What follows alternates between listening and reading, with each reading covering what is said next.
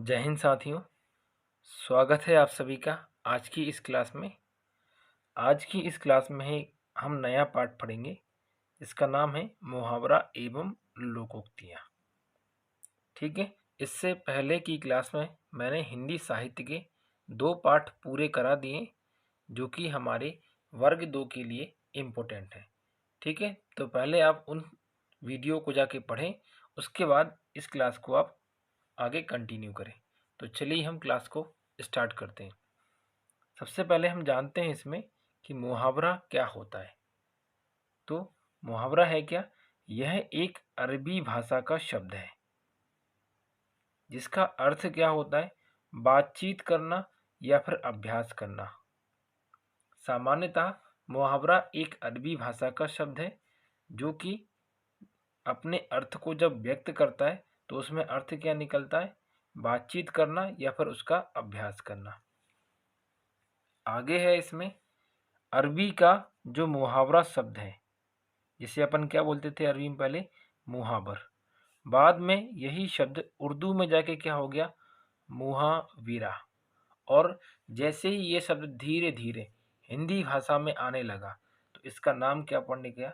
मुहावरा। तो मुहावरा जो शब्द है अरबी भाषा से जन्म लिया हुआ एक शब्द है जो कि अरबी में मुहावर के नाम से जाना जाता था। उर्दू भाषा में इसे मुहाविरा के नाम से जानते थे। धीरे धीरे हिंदी भाषा में जब इसका प्रयोग किया जाने लगा तो इसे मुहावरा नाम दिया गया। तो ये बात आप इसमें याद रखिएगा। अगला बिंदु है कि मुहावरा एक वाक्यांश होता है। इस बात को याद रखें कि मुहावरा एक क्या है? वाक्य का एक अंश है जिसका अर्थ होता है वाक्य का एक अंश। ठीक है। मुहावरा संक्षिप्त या सूक्ष्म रूप होता है। तो मुहावरा अपने आप में एक संक्षिप्त या सूक्ष्म रूप होता है।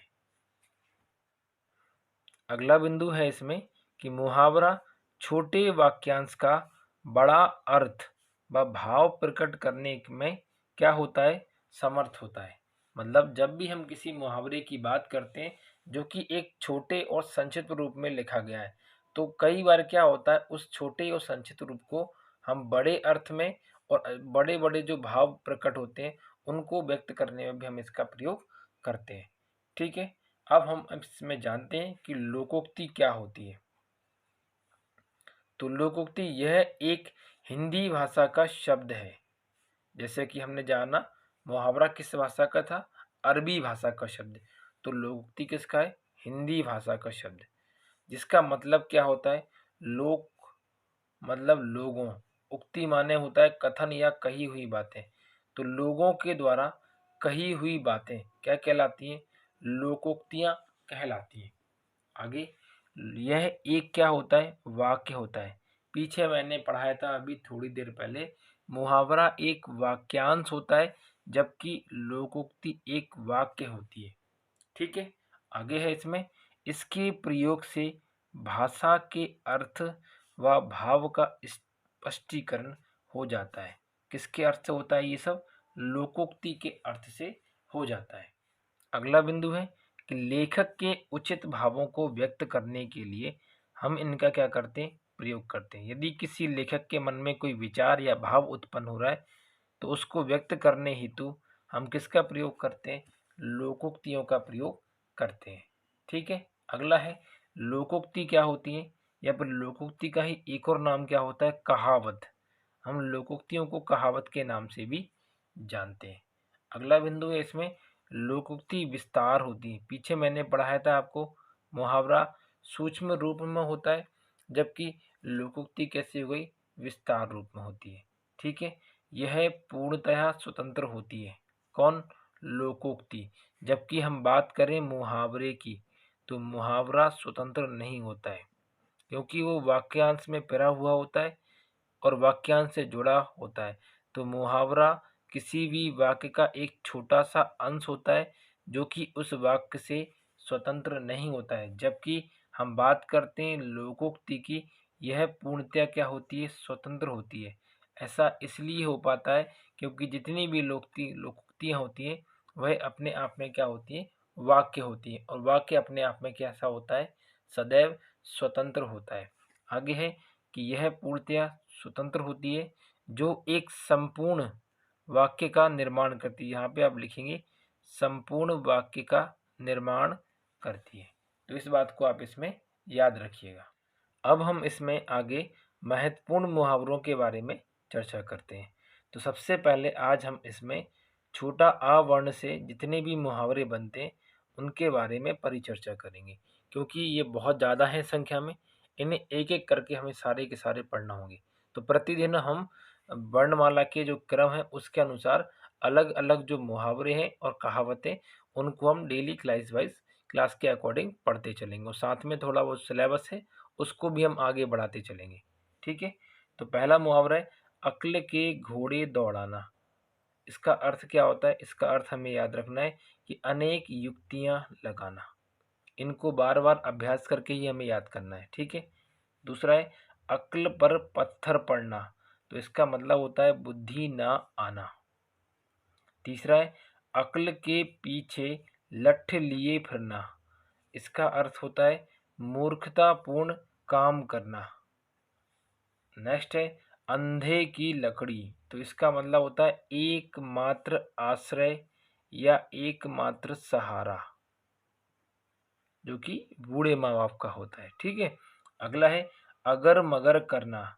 इसका मतलब है किसी भी काम को करने में आनाकानी करना अथवा बहाना बनाना। ये इसका क्या हो जाएगा? अर्थ हो जाएगा। तो ये इस तरफ जो लिखे हैं ये हमारे मुहावरे हैं, और ये उनका क्या है? छोटा सा अर्थ है। अगला है अपना उल्लू सीधा करना। इसका मतलब होता है स्वार्थ सिद्ध करना। मतलब हमें अपना मतलब निकाल लिया और बाद में हम उसको छोड़ के चले गए। उसके बाद है अपने पैर पर कुल्हाड़ी मारना या अपने पाँव कुल्हाड़ी मारना। तो इसका अर्थ होता है अपना अहित स्वयं करना।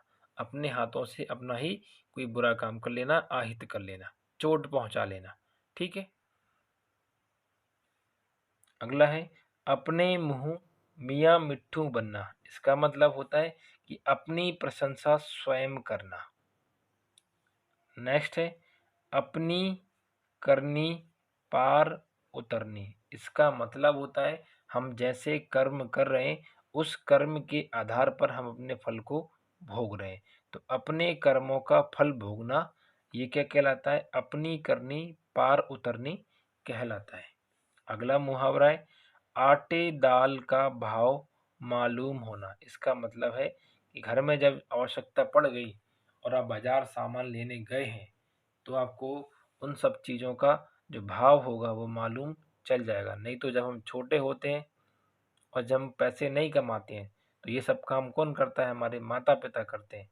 हमें इन सब चीज़ों की चिंता नहीं होती है। और जब हमारे जीवन में हमारे सर पर भार वजन आता है तो उस कंडीशन में हमें इन सब चीज़ों की जानकारी होने लगती है। इसका अर्थ होता है वास्तविकता का ज्ञान होना या जीवन में भार बढ़ना। ये भी आप इसमें लिख सकते हैं। अगला है आग लगने पर कुआं खोदना। इसका मतलब होता है मुसीबत आने पर उपाय सोचना। नेक्स्ट है आकाश पाताल एक करना। इसका मतलब है कठिन परिश्रम करना। जैसे कि अभी आपकी अप्रैल में परीक्षा आयोजित हो जाएगी। ठीक है। तो उसमें आपको क्या करना है? अपनी पढ़ाई के प्रति आकाश पाताल एक करना है। मतलब अपने पढ़ाई का जो परिश्रम है उसमें बहुत ज़्यादा कठिन परिश्रम करना है और मेहनत करना है और सटीकता से पढ़ाई करनी है। ठीक है। अगला है आकाश पाताल का अंतर होना।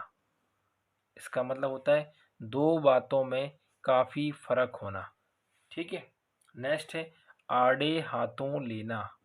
इसका मतलब होता है अच्छी तरह खबर लेना। ठीक है। नेक्स्ट है आम के आम गुठलियों के दाम। इसका अर्थ होता है कि एक वस्तु के दो दो लाभ होना, क्योंकि आपने उनसे आम भी प्राप्त कर लिए और उन गुठलियों के दाम भी प्राप्त कर लिए। अगला है आसमान टूट पड़ना। मतलब बहुत मुसीबत आ जाना या बड़ी मुसीबत आ जाना का अर्थ होता है आसमान टूट पड़ना। नेक्स्ट है आसमान पर चढ़ना। इसका अर्थ होता है गर्व करना। ठीक है। नेक्स्ट है आसमान पर चढ़ा देना। मतलब कितना, देखो सभी लगभग सिमिलर हैं लगभग, लेकिन थोड़े थोड़े से शब्दों को चेंज करने पे उनके अर्थ में भी क्या आ रहा है, परिवर्तन आ रहा है। तो आसमान पर चढ़ा देने का अर्थ है अत्यधिक प्रशंसा करना। नेक्स्ट है आसमान पर थूकना। इसका अर्थ है कि महान व्यक्ति पर झूठा दोष लगाना। ठीक है। नेक्स्ट है आसमान सिर पर उठा लेना। इसका मतलब है खूब हल्ला गुल्ला करना या फिर गुस्सा करना या क्रोध करना। नेक्स्ट है आस्तीन का छाप, आस्तीन का शाप, सॉरी आस्तीन का शाप। तो इसका अर्थ होता है कि घर में छिपा हुआ शत्रु, कि जो घर में रह के क्या कर रहा है, घर के साथ शत्रुता कर रहा है, उसी को हम क्या कहते हैं, आस्तीन का साथ शाप कहते हैं। जो कि हमारे साथ है लेकिन होते हुए भी क्या कर रहा है, हमसे शत्रुता रखता है, तो उसी को कहते हैं आस्तीन का शाप। अगला है इसमें आंखें खुलना। इसका अर्थ होता है वास्तविकता का ज्ञान होना। नेक्स्ट है आंखें मारना।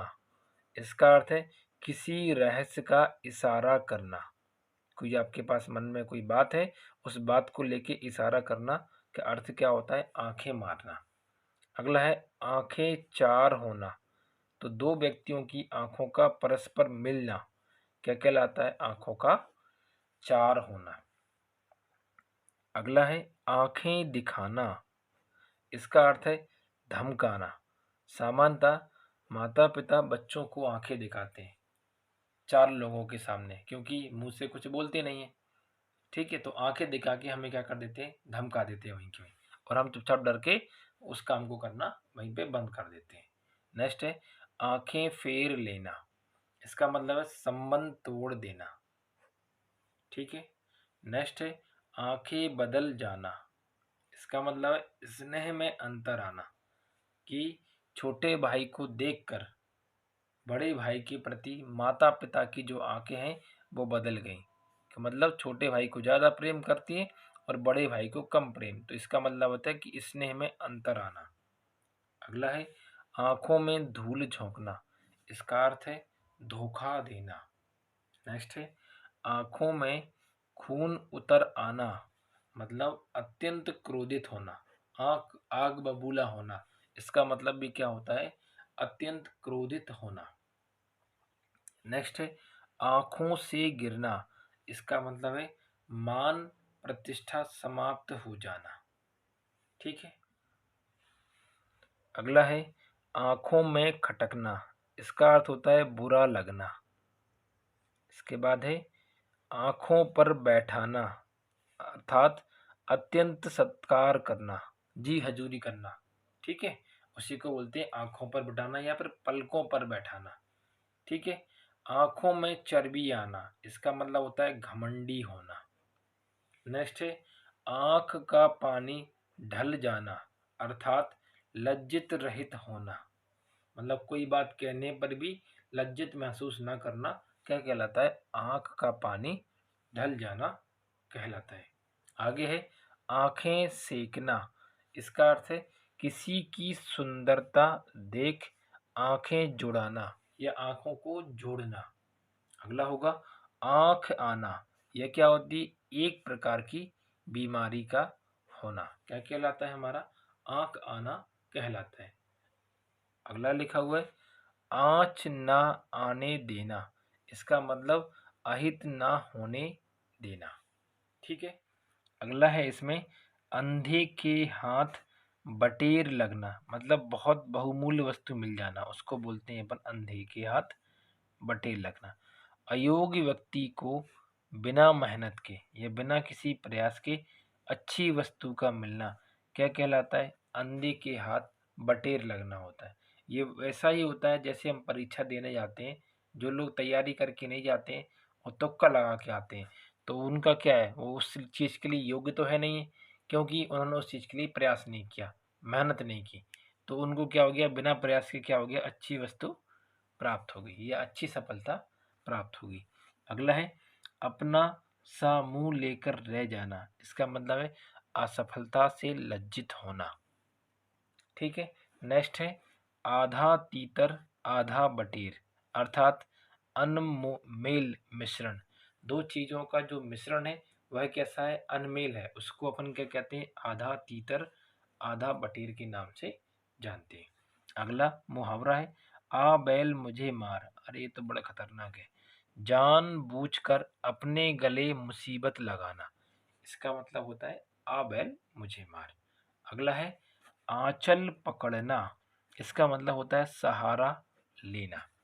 ठीक है, तो आज की इस क्लास में हमने मुहावरा, लोकोक्ति की परिभाषाओं को पढ़ा और कुछ महत्वपूर्ण आवर्ण से शुरू होने वाले जो मुहावरे थे उनके अर्थों के बारे में जाना। ठीक है, चलिए अब हम इसमें आगे बढ़ते हैं। अब आगे है इसमें भाषा के बारे में। भाषा क्या होती है? भाषा का जो शब्द है वह संस्कृत की भास धातु से मिलकर बना है, जिसका अर्थ होता है भाव या विचार प्रकट करना। तो सबसे पहला प्रश्न आप इसमें याद रखेंगे कि भाषा किस शब्द का शब्द है, भाषा शब्द किस भाषा का शब्द है? तो आंसर हो जाएगा संस्कृत भाषा का। और ये किस धातु से मिलकर बना है? भास धातु से मिलकर बना है। और इसका अर्थ भी आप इसमें याद रखेंगे।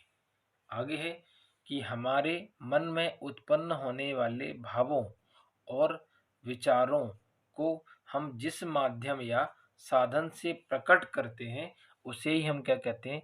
भाषा कहते हैं। ठीक है, इस बात को आप इसमें याद रखिएगा। अगला है कि भाषा के कौशलों का क्रम।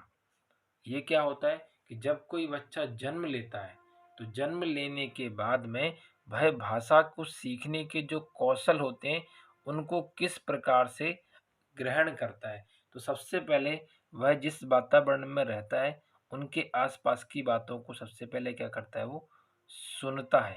सुनने को अपन क्या बोलेंगे? श्रवण।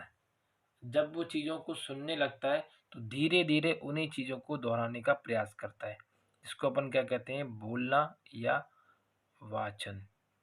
जब वह धीरे धीरे बोलना सीख जाता है तो फिर सीखता है क्या? वो पढ़ना, जिसे अपन क्या बोलते हैं? पठन। तो ये क्या हो जाएगा? पढ़ना। और पढ़ने के साथ साथ यदि वह लेखन का काम करता है, लिखने का काम करता है, तो उसे अपन क्या कहते हैं? लेखन कहते हैं। तो इस प्रकार भाषा के कौशल का जो विकास क्रम होता है उसमें सबसे पहले आता है श्रवण, तत्पश्चात वाचन, उसके बाद पठन और अंततः क्या होता है? लेखन आता है। ठीक है, आगे इसमें मारिया मांटेसरी जो कि एक कवियत्री, इन्होंने अपने द्वारा जो भाषा का कौशल है उसका जो विकास क्रम है उसको अलग तरीके से बताया है। तो मारिया मांटेसरी के अनुसार भाषा के कौशल का विकास क्रम निम्न प्रकार है। इनका मानना है कि सबसे पहले व्यक्ति चीज़ों को सुनता है, फिर उसके बाद बोलता है, बोलने के बाद में वह लिखता है और लिखने के बाद में अंततः क्या करता है? वो पढ़ने का काम करता है। तो यदि आपको प्रश्न में मारिया मांटेसरी के नाम को लेकर प्रश्न पूछा जाए, उसके कौशल का विकास क्रम, तो आंसर ये रखेंगे अपन।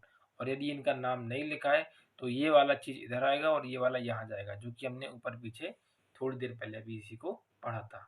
ठीक है, अब हम आगे इसमें जानते हैं कि माध्यम के आधार पर जो भाषा के प्रकार होते हैं वह कितने होते हैं? 3। और ये भाषा कौन कौन सी होती है? पहली तो होती है हमारी मौखिक भाषा।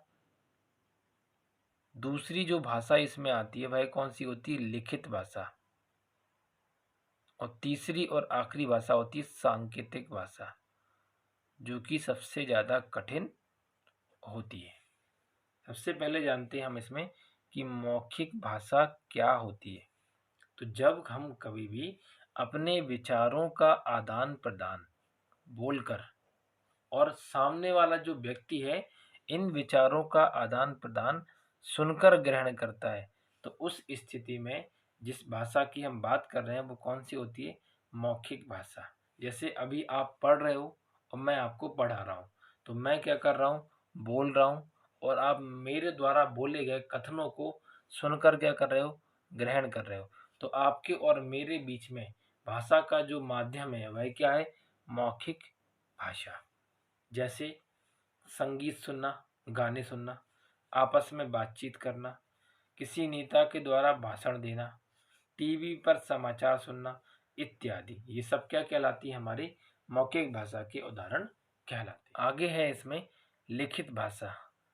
जब विचारों का आदान प्रदान लिखकर व प्राप्तकर्ता पढ़कर इन विचारों को क्या करता है? ग्रहण करता है, तो उसे हम क्या कहते हैं? लिखित भाषा के नाम से जानते हैं। उदाहरण के लिए यदि हम बात करें अखबार पढ़ना, क्योंकि अखबार में जो शब्द होते हैं, जो भाषा होती है उसमें लिखी हुई होती है, जो समाचार होते हैं वो क्या होती है? लिखी होती है, और हम पढ़कर उसे ग्रहण करते हैं, तो भाषा क्या कहलाती है? लिखित भाषा कहलाती है। इसी प्रकार से पत्र, पुस्तक, पत्रिकाएं, प्रारूप पत्र, ये सब कौन सी भाषा कहलाती है? हमारी लिखित भाषाएं कहलाती है। ठीक है, तो आज की क्लास में इतना ही। मिलते हैं हमारी अगली क्लास में। तब तक के लिए नमस्कार, धन्यवाद।